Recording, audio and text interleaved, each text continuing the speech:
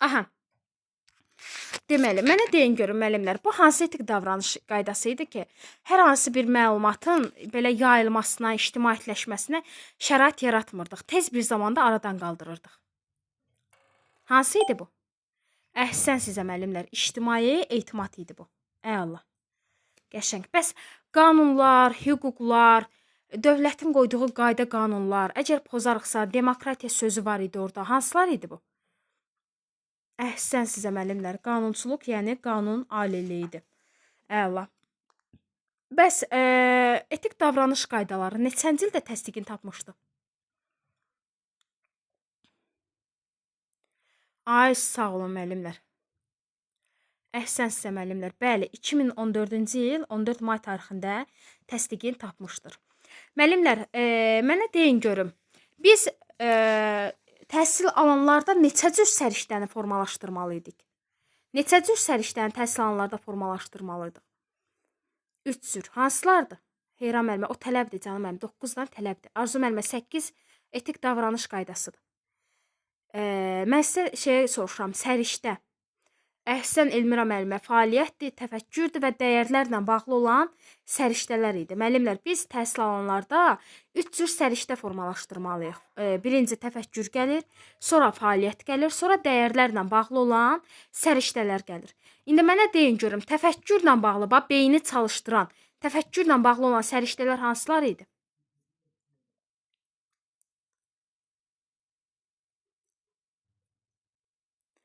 Əla, əla müəllimlər, əla, qəşəng.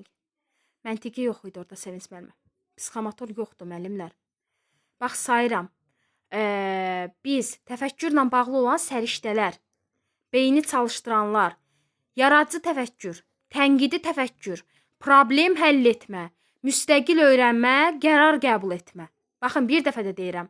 Yaradıcı təfəkkür, tənqidi təfəkkür, müstəqil öyrənmə, qərar qəbul etmək, bir də var idi orada problem həll etmə. Baxın, bunlar təfəkkürlə bağlı olan səriştələrdir ki, şagirdlərdə formalaşdırmalıyıq. Yaxşı müəllimlər, bəs fəaliyyətlə bağlı olan səriştələr hansılar idi? Fəaliyyətlə bağlı olan səriştələr hansılar idi? Aha, əla müəllimlər, əməkdaşlıq, əla Heyran müəllimə, ünsiyyət, rəqəmsal, əhsən sizə müəllimlər. Maliyyə var idi, bəli. İnformasiya var idi. Bəli. Bax, indi yenə mən sayıram sizə. Fəaliyyətlə bağlı olan səriştələr, ünsiyyət, əməkdaşlıq, rəqəmsal, sonra informasiya və maliyyə savadlığı idi müəllimlər. Baxın, bu səriştələri şagirdlərdə formalaşdırarıqsa, fəaliyyətlə bağlı olan səriştələri formalaşdırmış olarıq. Müəllimlər, bəs dəyərlərlə bağlı olan səriştələrimiz hansılar idi?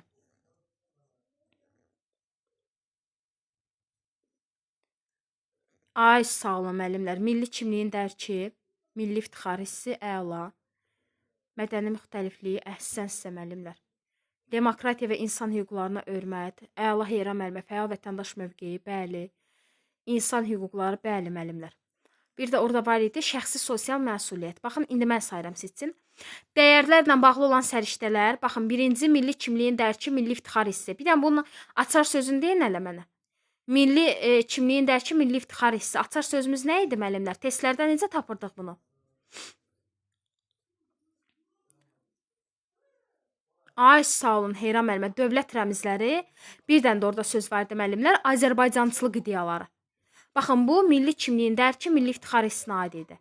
Yaxşı, bəs fəal vətəndaş mövqeyi ilə bağlı açar sözlər nə vermişdim sizə? Fəal vətəndaş mövqeyi. Ay, sağ olun müəllimlər, öz ölkəsi haqqında məlumatlı olmasıdır, əhsən. Müəllimlər, şəxsi və sosial məsuliyyət var idi orada. Şəxsi və sosial məsuliyyət var idi orada.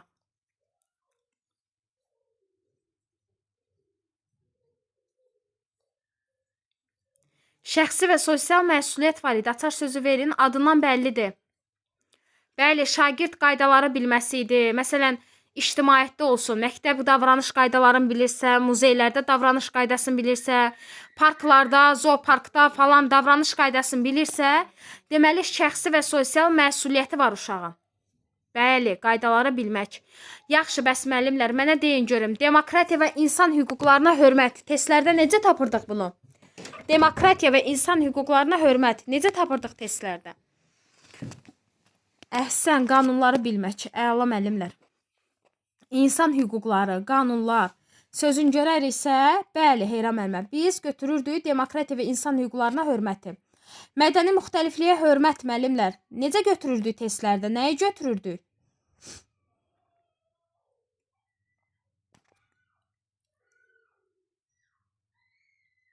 Ay, sağ olun müəllimlər. Başqa dinlər, başqa xalqlar, mütləq burada başqa ölkəni falan görməli idik biz. Əhsən sizə müəllimlər. Əla, qəşəng.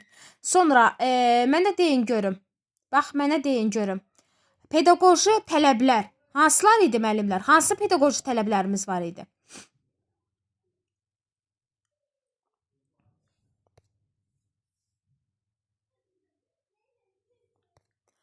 Aha. Neçədən pedaqoji tələb var? Sayın bilirsinizmi? Ay, sağ olun Elmira müəllimə. 9. Əla. Aha. Mən indi açar sözlərini deyəcəm. Siz mənə deyin görüm hansı pedaqoji tələbdir. Müəllimlər, şagirdin şəxsiyyət kimi inkişafı hansı pedaqoji tələbdə idi? Şagirdin şəxsiyyət kimi inkişafı. Bax, görürsünüzmü? Mən o səsdə demişəm. Heç biriniz səsə qulaq asmamısınız. Heç biriniz səsə qulaq asmamısınız. Bax, görürsünüzmü müəllimlər? Şagird yönümlülük. Şagirdin şəxsiyyət kimi inkişafı şagird yönümlülükdə idi. Mən səsdə də dedim ki, müəllimlər, orada şagirdin şəxsiyyət kimi inkişafı müəllimlər testlərdə görən kimi gedib şəxsiyyət yönümlülük götürürlər. Amma şagirdin şəxsiyyət kimi inkişafı şagird yönümlülükdədir. Şəxsiyyət yönümlülükdə deyil. Sonra müəllimlər, deməli, belə bir sual verim sizə. Deməli, öyrədici, inkişaf etdirici və tərbiyə etdirici olmalıdır. Hansı pedaqoji tələbdir?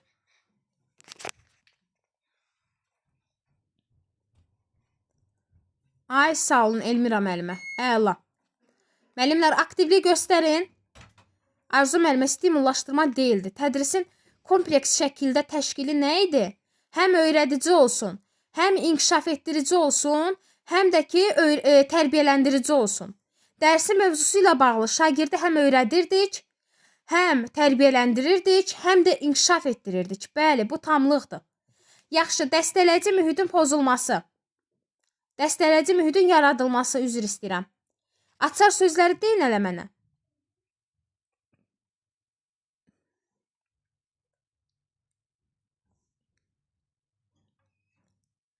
Müəllimlər, dəstələyici mühitin yaradılması. Pedaqoji tələbinin açar sözlərini deyin hələ mənə. Əla. Sağlam mühit, sağlam psixoloji mühit. Müəllim şagirdlə sərt davranırsa, aqressiv davranırsa, deməli dəstələyici mühit yoxdur. Hər tərəfli şagirdin təhlükəsiz olması təmin olunmalı idi. Bəli, resurslarla təminat və. Əla. Davam edirik.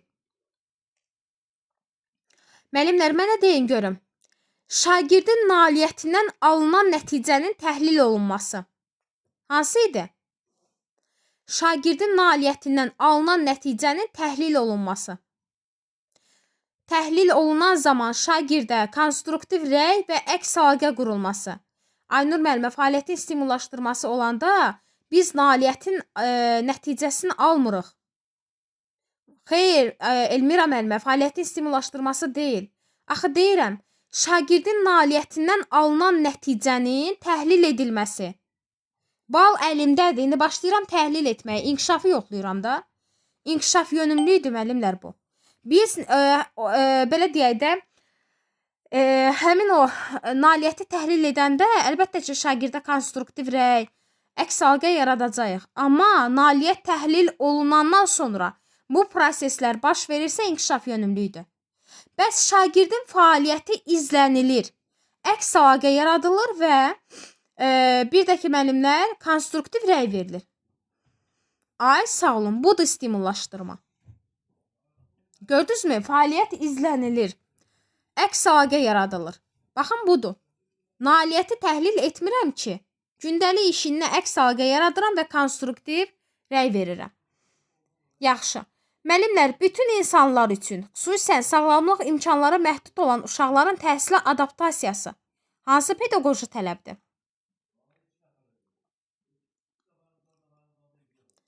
Ay, sağ olun Elmira müəllimə, əhsən sizə.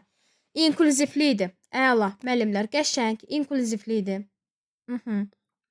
Müəllimlər, bir cümlə ilə demişdim ki, məktəbin qapısı hər zaman valideynlərin üzünə açıqdır. Hansıdır? Ay, sağ olun müəllimlər. Əhsənsə. Əla. Məktəb valideyn münasibətlərinin tənzimlənməsi. Əla. Müəllimlər, şagirddə idrak, ünsiyyət, psixomotor bacarıqlarının inkişaf etdirilməsi. Əla. Baxın, bu da şəxsiyyət yönümlülük. Şagirdlərin maraq, tələbat, ehtiyacları, yaş imkanları, potensiallarının nəzərə alınması. Əhsən sizə. Bəs şagirdin şəxsiyyət kimi formalaşması? Ay, sağ olun müəllimlər, bu şagird yönümlüydür. Şagirdlər üçün eyni təlim şəraitinin yaradılması. Şagirdlər üçün eyni təlim şəraitinin yaradılması. Ay, sağ olun müəllimlər, təhsildə bərabər imkanların təmin edilməsi. Əhsən sizə müəllimlər. Bərabər imkanların təmin edilməsi. Əhsən. Aha. Nə qaldı orada müəllimlər? Nəyin sualını vermədim mən sizə? Elə bilirəm ki, hamısını verdim. Hə, bir dənə sual qalmışdı. Müəllimlər, ümumi təhsil müəssisələrində ali idarəetmə orqan kimdir?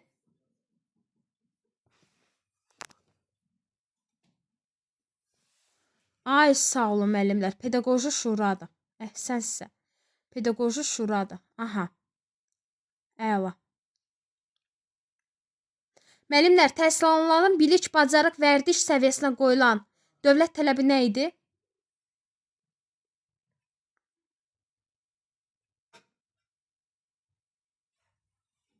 Dövlət standartları, müəllimlər, dövlət standartları. Ay, sağ olun. Amma bilik, bacarıq səviyyəsinə qoyulan dövlət standartı nə idi? Bilik, bacarıq səviyyəsinə qoyulan dövlət tələbi nə idi? Əhsən, alt standart. Bəs nailiyyət səviyyəsinə qoyulan dövlət tələbi nə idi? Nailiyyət. Bəli, əgər siz testlərdə bilik, bacarıq sözünü görəndə gedib qiymətləndirməni götürməyin. O alt standartın tərifidir. Nailiyyət sözü görsəniz gedib qiymətləndirməni götürə bilərsiniz. Bəs təhsil alan və təhsil verən qarşısına qoyulan minimal tələbdir. Ay, sağ olun. Bax, bu da alt standartdır. Elmira müəllimə, əhsən sizə. Bu da alt standart olacaq. Əla. Belə müəllimlər. Bunu da kaydın aldım.